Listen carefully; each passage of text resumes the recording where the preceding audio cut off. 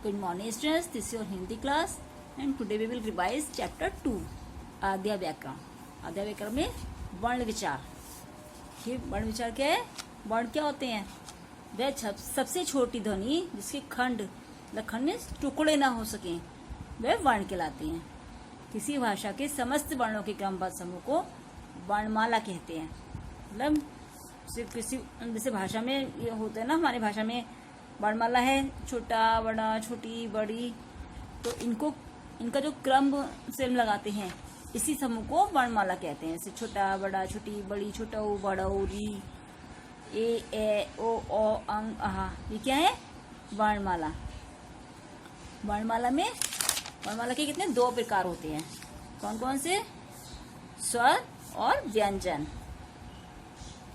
स्वर क्या होते हैं?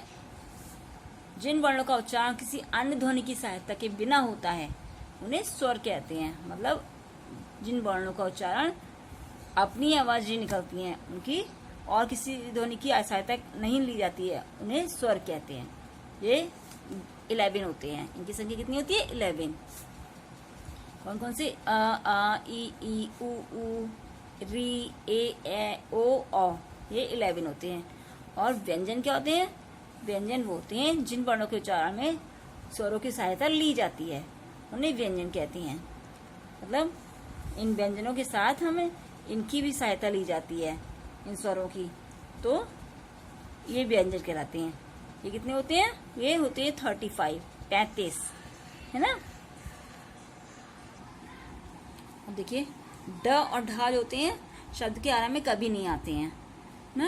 और अंग और आह वर्णों को अयोगवाह कहा जाता है। अंग से अंगूर आह खाली होता है ना, तो ये अयोगवाह कहा जाता है इन्हें। छ त्र ज्ञा अष्टा जो होते हैं संयुक्त वर्ण माने जाते हैं। ये इस प्रकार बनते हैं। ये छ त्र ज्ञा ये होते हैं दो वर्णों को मिला के बनते हैं। कि जैसे छ बनता है क प्लस शा मिला के छ बनता है, क श मिला के श बनता है। त प्लस रा मिला के त्रा बनता है और ज प्लस वहां मिला के ज्ञा बनता है। इसी प्रकार श्रा भी संयुक्त वर्ण है। श प्लस रा मिला के श्रा बनता है। ठीक है, श से श्रमिक होता है ना, तो ये श और रा मिला के बनता है। अब क्या होते हैं? मात्रा। मात्रा क्या होती है? मात्रा जो होती है व्यंजन के बाद आने वाले स्वर को मात्रा कहते हैं। जो व्यंजनों के बाद आते हैं स्वर उनको मात्रा कहते हैं। आ स्वर की कोई मात्रा नहीं होती, छोटे आ की कोई मात्रा नहीं होती है। और उसके बाद बड़े आ की देखिए ये मात्रा होती है, छोटी की होती है, बड़ी की होती है, छोटे ऊ की ये, बड़े ऊ की ये, री की ये नीचे लगती है और ए की ऊपर लगती है। बड़े ए की ऊपर लगती है दो मात्राएं, ओ की एक मात्रा लगती है और बड़े ओ की दो मात्राएं लगती हैं। ये आप अपने आप लिखेंगे तभी आपको समझ में आएगा। अब व्यंजनों में मात्राएं लगाने के नियम कैसे होते हैं? देखिए व्यंजन के बाद लगने वाली मात्राएं, मतलब ये आ ई ओ और अ की मात्रा जो होती है व्यंजन के बाद लगती है। जैसे कोई भी व्यंजन हम लिखते हैं जैसे का, तो हम इसके आगे लगाते हैं, इसके बाद में लगाते हैं। ठीक है, ये का आ की हो गई, ये ओ की हो गई, ये ई की हो गई और ये ओ की हो गई, है ना। तो ये हम बाद में लगती है व्यंजन के बाद में। और व्यंजन से पहले लगने वाली मात्राएं कौन सी होती हैं? छोटी की मात्रा। ये देखिए जैसे हिल है ना, हिल पे पहले लगी है, व्यंजन से पहले लगी है। बिल में व्यंजन से पहले लगी है। लिहाफ में व्यंजन से पहले लगी है। किरण में भी पहले लगी है। तो छोटी की मात्रा पहले लगती है व्यंजन से, और अब ये बड़ी की मात्रा जो होती है ये व्यंजन के बाद में लगती है। जैसे देखिए 3 ता के बाद लगी है, ये बड़ी की मात्रा है। इसको थोड़ा जोर देकर लंबी खींचा जाता है दीर्घ स्वर में से 3।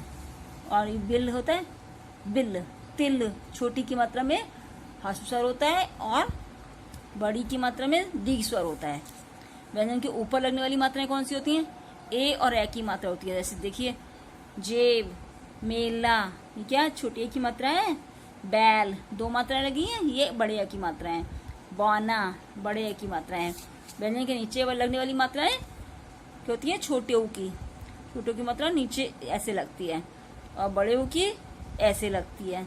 ये बड़े ऊ की है, ये छोटे ऊ की है। और री की मात्रा नीचे को इस तरह से लगती है, जैसे कृष्ण, पृष्ठ, ये शब्दों में लगती हैं। और सूत, पूत, ये सब बड़े ऊ की मात्राएं आती हैं। सुख, दुख, ये सब छोटे ऊ की मात्राएं होती हैं। ओके, अब देखिए खड़ी पाई वाले व्यंजन कौन से होते हैं। हिंदी वर्णमाला में कुछ व्यंजन खड़ी पाई वाले होते हैं और कुछ बिना पाई वाले होते हैं। तो कुछ प्रकार की आकृति के खड़ी पाई वाले व्यंजन कौन से होते हैं। खा, गा, घा, च, जा, झा, वा, ड़ा, ता, था, धा, ये खड़ी पाई वाले व्यंजन है। देखिए ना, पा, बा, भा, मा, या, ला, व, श, श, स, ये खड़ी पाई वाले। अब बिना पाई वाले व्यंजन कौन से हैं कि इनमें ये डंडे नहीं लगे ना, तो ये खड़ी पाई वाले व्यंजन हैं। अब इनमें नहीं लगे हैं क, ड, छ, ट, ठ, ड, ढ, द, फ, ह, र, ये बिना पाई वाले व्यंजन है। ठीक है। संयुक्त व्यंजन क्या है। संयुक्त व्यंजन जब दो व्यंजनों के बीच कोई स्वर नहीं होता तो उन्हें मिलाकर बोला और लिखा जाता है। मिलाकर लिखे गए व्यंजन संयुक्त व्यंजन कहलाते हैं। संयुक्त व्यंजन कैसे बनाए जाते हैं। देखिए खड़ी पाई वाले व्यंजन है, जैसे खा, तो ये इसकी पाई हटा दी, खाली आधा खा रह गया, तो ये खड़ी संयुक्त व्यंजन बनाने की विधि होती है। ख्याति, गा, आधा गा हो गया, ये खड़ी पाई हटा दी, इसकी आधा गा रह गया, तो ग्वाला, भाग, ऐसे शब्द बनते हैं। ख्याति, विख्यात, इसमें खा में अगर पाई हटा दी तो ऐसे शब्द बनते हैं। ठीक है। अब हम करेंगे एक्सरसाइज। प्रश्न पे है, इन वर्णों को जोड़कर शब्द बनाएंगे। देखिए र प्लस आ प्लस था प्लस आ, तो क्या हो गया रथ। च प्लस आ प्लस ला प्लस आ, क्या हो गया चल। जैसे इन सबको जोड़कर बनाते हैं। आ, ध, र, अधर।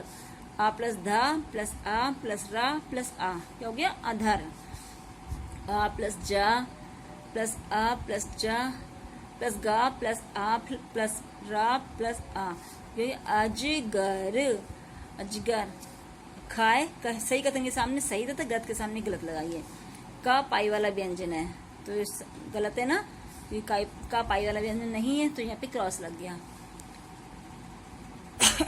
ख पाई वाला व्यंजन है, ये राइट है। ड पाई वाला व्यंजन है, ये गलत है, यहाँ पे रॉन्ग। ई की मात्रा चिन्ह, छोटी की मात्रा चिन्ह ये होती है, ये सही है। ऊ की मात्रा का चिन्ह ये है, ऐसे वाला, ये सही है, ये राइट लगा दिए। अब सही विकल्प के सामने टिक लगाइए। भाषा के ध्वनि चिन्हों को कहते हैं, क्या कहते हैं भाषा के ध्वनि चिन्हों को। शब्द, अर्थ या वर्ण, ये कहते हैं वर्ण। क्या अब किसी भाषा के समस्त वर्णों के क्रमबद्ध समूह को कहते हैं वाक्य, वर्णमाला या वर्ण, क्या कहते हैं वर्णमाला। भाषा के समस्त वर्णों के क्रमबद्ध समूह को वर्णमाला कहते हैं। जिन वर्णों का उच्चारण स्वतंत्र रूप से हो उन्हें कहते हैं, क्या कहते हैं स्वर, व्यंजन या संयुक्त व्यंजन, तो स्वर कहते हैं। जिन वर्णों के उच्चारण में स्वरों की सहायता ली जाती है उन्हें क्या कहते हैं ध्वनि, व्यंजन या पता नहीं, क्या कहते हैं व्यंजन। व्यंजन में स्वरों की सहायता ली जाती है ना, उन्हें व्यंजन कहते हैं।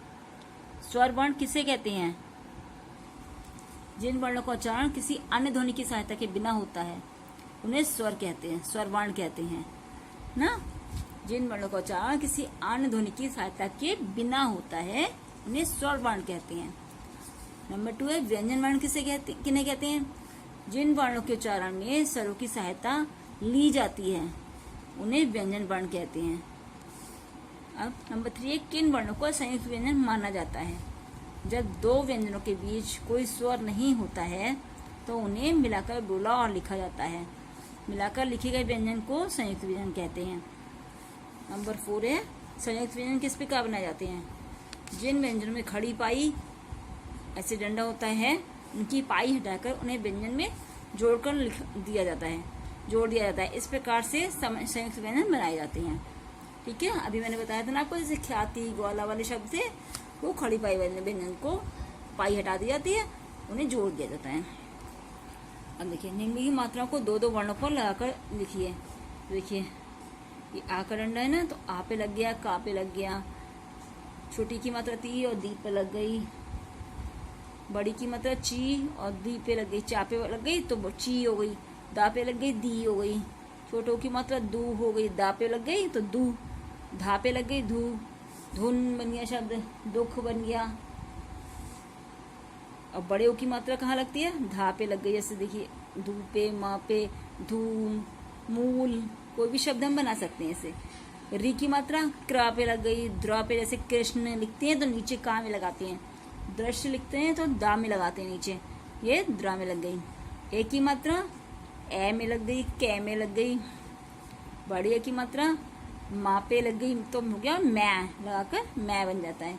बा पे लग गई तो बैल, बैल लिख सकते हैं। और ओ की मात्रा जा पे लगा दी तो जो बन गया, बा पे लगा दी तो वो लिख गया। बा की मात्रा बा पे लगाई तो बौ हो गया, बौ ना। और ना पे लगाई तो नौ।